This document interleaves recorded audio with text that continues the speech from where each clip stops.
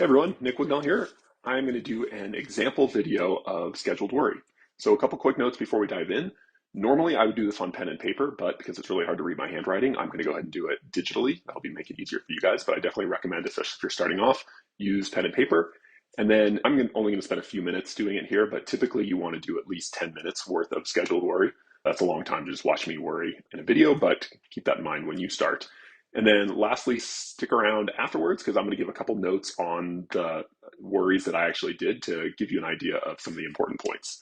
With that said, let's go ahead and dive in. Here are my worries.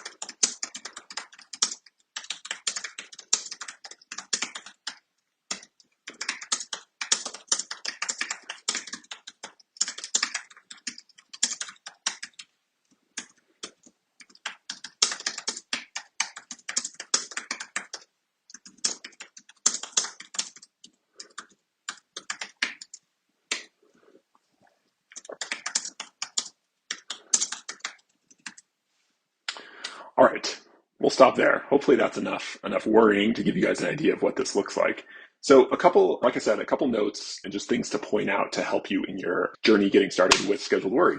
So obviously, like spelling, grammar, punctuation, stuff like that really does not matter at all. So do not worry about run-on sentences or good punctuation or any of that. Remember, nobody's reading this. You're just throwing it away afterwards. So please don't worry about that. What's most important, on the other hand, is just that you keep writing.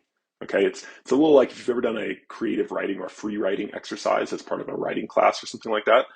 One of the things they will tell you is always keep the pen moving. Even if you're not sure what to say or don't have any good ideas, you could literally, as you saw me do, just write, I can't think of what to write. I can't think of what to write. I can't think of any worries. And I promise you, if you do that, you're only going to be doing that for 15, 20 seconds before you think of a worry. As you can see in my example, it went to my worry became about scheduled worry and being anxious. So that's a good thing to keep in mind. As much as possible, you just want to keep that pen moving, keep going, even if you can't think of anything to write. You will eventually. Your worry brain will give you some material eventually. Let's see. Also, keep in mind here that, as you can see, this is pretty normal, but the worries kind of clump into topics, and that's pretty good. You want to start with a worry, and then you want to elaborate on it. So in this first one, it was about a meeting at work, right?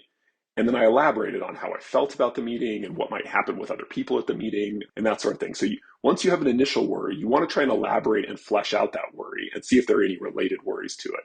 And then once you've done that, go ahead and move on to the next one. And again, notice that some of them are more serious. What if I have a panic attack in a meeting? Some of them are like just kind of sillier to-dos, like forgetting something at the grocery store. That's okay. Any and everything when it comes to worries or concerns is totally fine.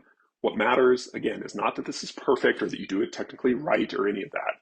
You just want to get in the habit of doing it consistently every day. That's by far the most important thing. And that's really why I made this video, just to show you that it's a very messy, rough process, and that's totally fine. Okay, when I do scheduled worry, this is literally what it looks like, except for I do it on paper. But it's messy, it's rough, it's random, some of the worries are really silly. That's totally okay. Lastly, one more time, just doing it and doing it consistently is really what matters most. All right, I hope this video has been helpful, and good luck with your scheduled worry.